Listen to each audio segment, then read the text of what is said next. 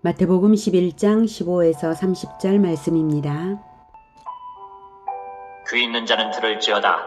이 세대를 무엇으로 비유할까? 비유하건대 아이들이 장터에 앉아 제 동물을 불러 이르되 우리가 너희를 향하여 피리를 불어도 너희가 춤추지 않고 우리가 슬피 울어도 너희가 가슴을 치지 아니하였다 함과 같도다.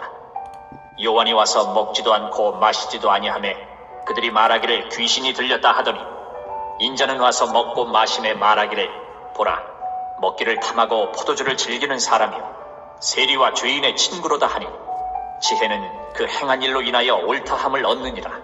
예수께서 권능을 가장 많이 행하신 고을들이 회개하지 아니하므로 그때에 책망하시되 화 있을진저 고라시나 화 있을진저 벳세다야 너희에게 행한 모든 권능을 두로와 시돈에서 행하였더라면 그들이 벌써 베옷을 입고 제에 앉아 회개하였으리라. 내가 너희에게 이르노니 심판날에 두로와 시돈이 너희보다 견디기 쉬우리라. 가버나움아 내가 하늘에까지 높아지겠느냐 음부에까지 낮아지리라. 내게 행한 모든 권능을 소돔에서 행하였더라면 그 성이 오늘까지 있었으리라. 내가 너희에게 이르노니 심판날에 소돔 땅이 너보다 견디기 쉬우리라 하시니라.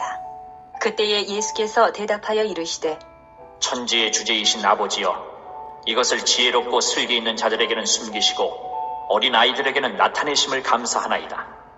옳소이다. 이렇게 된 것이 아버지의 뜻이니이다. 내 아버지께서 모든 것을 내게 주셨으니 아버지 외에는 아들을 아는 자가 없고 아들과 또 아들의 소원대로 계시를 받는 자 외에는 아버지를 아는 자가 없느니라. 수고하고 무거운 짐진 자들아 다 내게로 오라. 내가 너희를 쉬게 하리라. 나는 마음이 온유하고 겸손하니 나의 멍에를 메고 내게 배우라. 그리하면 너희 마음이 쉼을 얻으리니 이는 내 멍에는 쉽고 내 짐은 가벼움이라 하시니라. 사랑하는 형제 여러분, 11월 10일 화요일 저녁 묵상에 오신 것을 환영합니다. 예수님께서 어제 14절까지 내용은 세례 요한의 질문에 대한 대답으로서 오실 그이가 당신이오니까 라는 그 질문에 대한 대답으로서 예수님께서 대답하셨죠.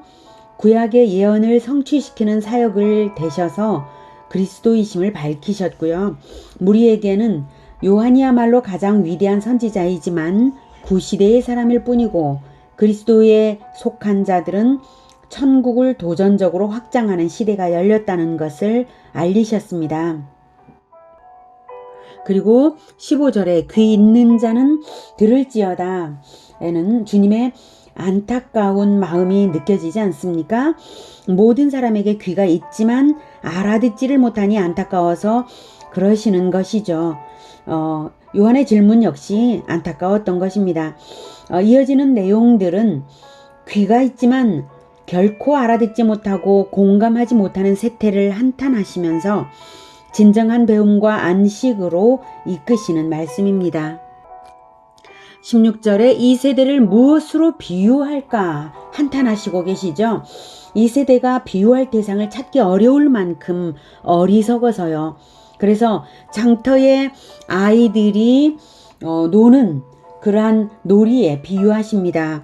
17절 이르된 우리가 너희를 향하여 피리를 불어도 너희가 춤추지 않고 우리가 슬피 울어도 너희가 가슴을 치지 아니하였다 함과 같도다. 여기서 피리와 춤은 결혼식 놀이 방법이고요.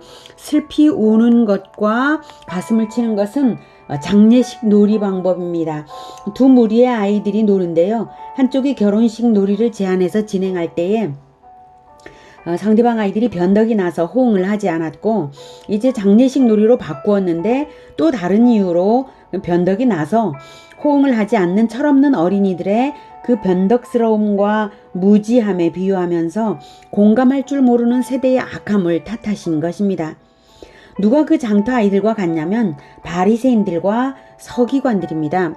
18, 19절에는 바리새인이다 라는 표현은 없지만 다른 복음서들을 참고해서 보면 알 수 있고요.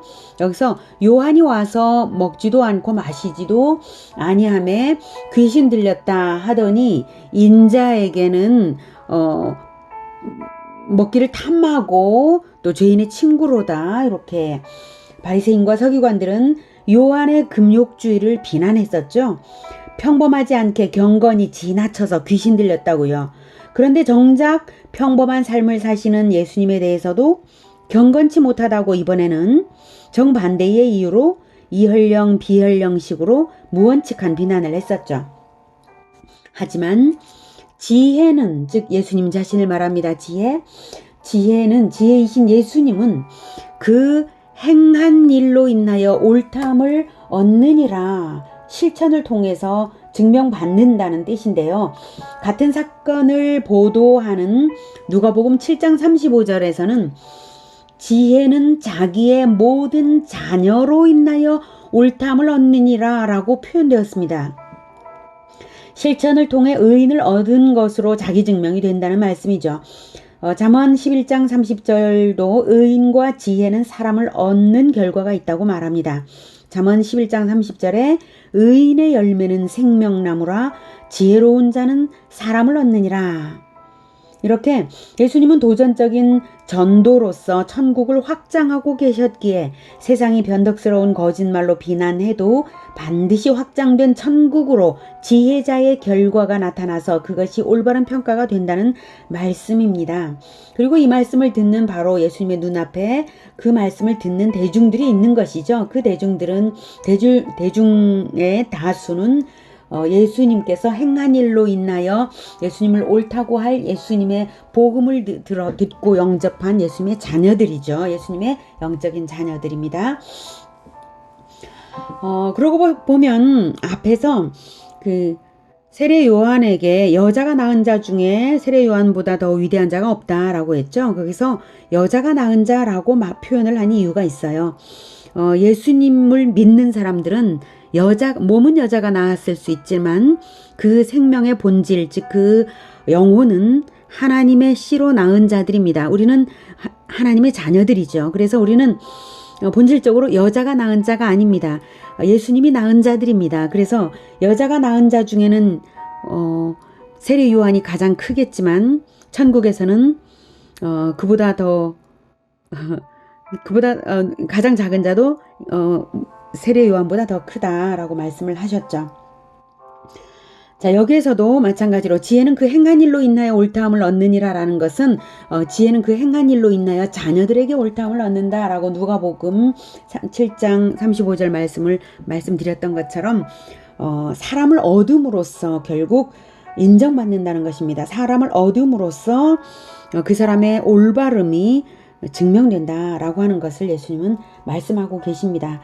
계속해서 예수님은 천국 건국의 관점으로 계속 말씀하고 계신 거예요.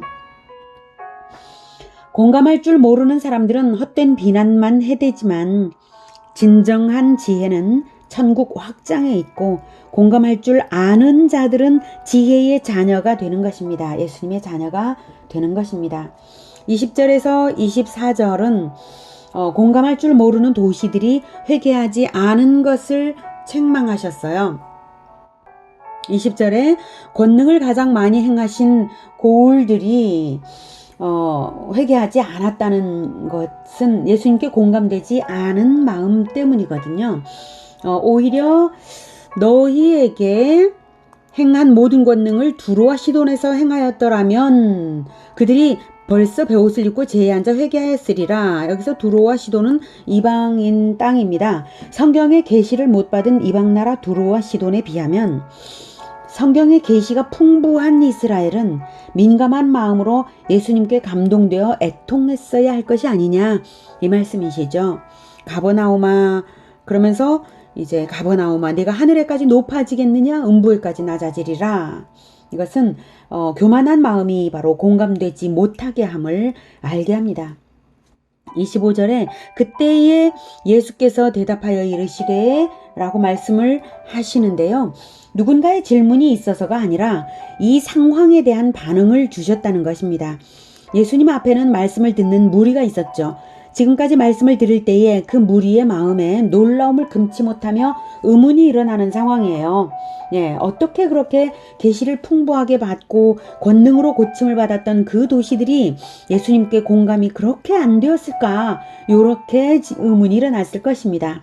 복음을 받아들이는 그 사람들이 예수님께 공감되며 의문이 일어날 때에 그에 대한 대답을 자문자답처럼 하신 것입니다. 그 답은 하나님의 뜻이라는 것입니다. 하나님은 겸손히 그리스도께 연합하여 배우는 자들에게 모든 것을 얻는 계시를 얻게 하셨다는 것입니다. 25, 26절에 보면 천지의 주제이신 아버지여 이것을 지혜롭고 슬기 있는 자들에게는 숨기시고 어린아이들에게는 나타내심을 감사하나이다. 옳소이다. 이렇게 된 것이 아버지의 뜻이니이다. 하나님의 계시 방법이 어린아이들에게 어린아이들에게 나타내신다고 하셨어요. 즉 하나님을 의지하여 겸손히 복음을 수용하는 자들에게는 그 계시가 열린다는 것입니다.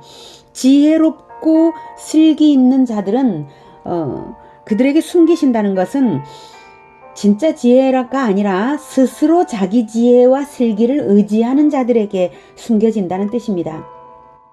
그 계시가 무엇인가요? 자기 지혜를 믿는 자들에게는 숨겨지고 예수님께 공감되고 연합되는 겸손한 자들에게는 열리는 그 계시가 무엇인가요? 바로 예수님을 믿어 천국을 확장하는 진리입니다. 마태복음 11장 12절에 이미 말씀하셨던 것이죠. 세례 요한의 때부터 지금까지 천국은 침노를 당하나니 침노하는 자는 빼앗느니라 라고 하셨죠. 천국이 시작되었고 천국의 왕 예수님과 공감 연합되어서 천국을 건국하는 진리입니다. 예수님과 공감 연합되면 함께 적극적인 정복전쟁, 전도전쟁을 하게 되어 있습니다. 그래서 침노하는 자는 바로 천국의 영역을 확장한다. 이런 말씀을 하셨어요. 그런 사람들은 당연히 겸손한 사람들일 수밖에 없죠. 자기 힘을 의지하지 않고 예수님과 연합되어서 전도를 함께 하는 자들이니까요. 자, 그리고 예수님이 하나님의 계시 방법에 25절에 감사하나이다 라고 했어요. 그리고 옳소이다 라고 인정하시는 것을 볼 때에 예수님 앞에 말씀을 듣고 있는 무리의 대부분은 겸손한 사람들이고 어린이들도 많았을 것임을 짐작할 수 있습니다. 그리고 이 사람들이 얻을 것이 참으로 깜짝 놀랄 만한 것임을 그들에게 말씀하십니다. 27절 내 아버지께서 모든 것을 내게 주셨으니 아버지 외에는 아들을 아는 자가 없고 아들과 또 아들의 소원대로 계시를 받는 자 외에는 아버지를 아는 자가 없느니라. 이 말씀은 아버지를 아는 자가 아들을 알고 아들을 아는 자가 아들의 것을 함께 받는다는 진실을 내포하고 있습니다. 다시 한번 말씀드리겠습니다. 아버지를 아는 자가 아들을 알게 되고 아들을 아는 자가 아들의 것을 함께 받는다는 진실입니다. 예. 아들을 아는 자는 아버지를 알고 그리고 아버지가 아들에게 주신 모든 것을 아들은 자기를 알아주고 자기를 통하여 아버지를 아는 그들 모두와 함께 하는 것입니다. 계시라는 말은 열, 개, 보일시 하나님이 열어 보여주시는 것을 말하죠. 하나님은 하나님 자신을 예수님으로 계시하셨습니다. 하나님이 어떤 분이신지를 보여주시고자 하는 뜨거운 소원으로 예수님은 이 땅에 오신 것이고요. 그 간절한 소원대로 예수님을 받는 자가 예수님이 가진 모든 것을 받는다는 말씀입니다. 얼마나 놀랍습니까? 예수님을 아는 만큼 복입니다. 예수님을 아는 것만이 영원한 복입니다. 예수님을 아는 것만이 하나님을 아는 방법입니다. 예수님을 안다는 것은 예수님과 함께 연합되어서 함께 실천하는 것입니다. 지혜는 그 행한 것으로 말미암아서 옳다함을 얻는다고 했죠. 함께 옳다라고 서로 인정을 하고 함께 그것이 깨달아져서 함께 연합된 존재, 그런 관계로서 천국을 확장해 갈 것입니다.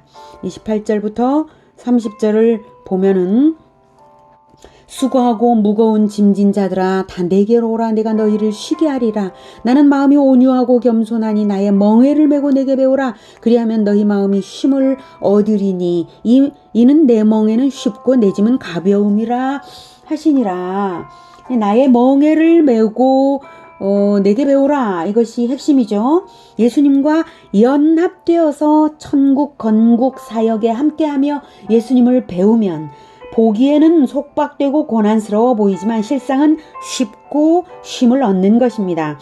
이것은 예수님께서 나와 함께 연합되어라, 나와 함께 천국 건국을 하자 라고 초청하시는 것이죠. 자, 멍에를 그림으로 한번 볼게요. 이렇게 목 위에 얹어서 조종을 받게 하는 이 틀, 이것을 멍에라고 하죠.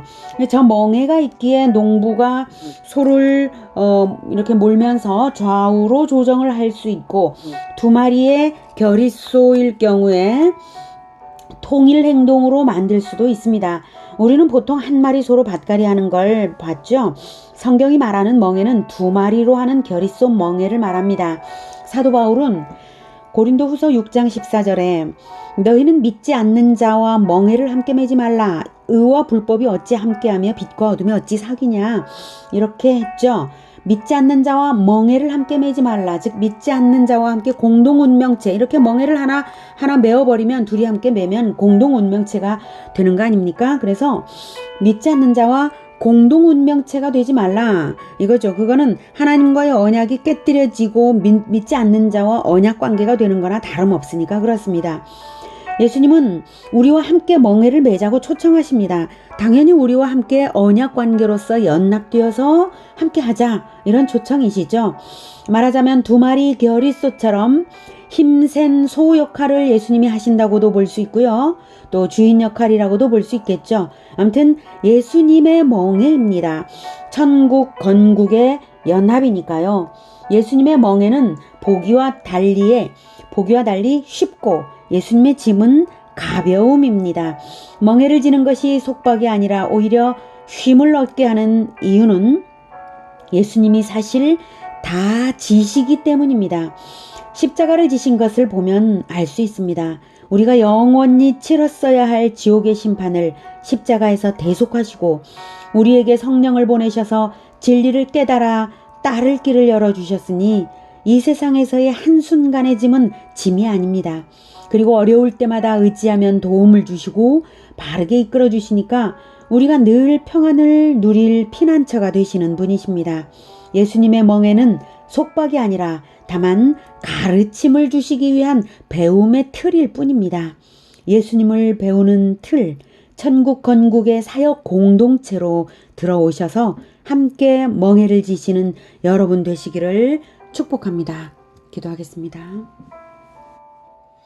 은혜가 많으신 하나님 아버지, 우리가 인생을 어떻게 살아야 할지 모르고 또 귀가 있어도 듣는 귀가 없고 마음이 둔감하여 있는 때에, 그리고 죄 가운데 있을 때에 예수님을 보내주셔서 우리와 함께 예수님과 함께 천국을 건국해 갈 수 있도록 보내주셔서 정말 감사합니다.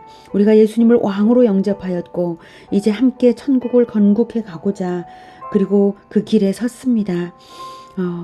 예수님의 멍에를 잘 질 수 있도록 주님 도와주시옵소서. 우리가 이 예수님의 멍에를 마다하지 않고 기쁘게 받아서 이 멍에를 통해서 예수님을 배우면서 예수님의 소원대로 그 계시를 받아서 아버지를 진정으로 아는 우리가 되게, 그럼으로써 반드시 훗날 예수님의 기업이 우리 함께 누릴 기업이 될 것임을 믿습니다. 주님, 이 비전을 바라보고 끝까지 멍에를 메고 가겠습니다. 인도하여 주시옵소서. 예수님의 이름으로 기도드립니다. 아멘. 이어지는 시간은 개인 기도 시간입니다.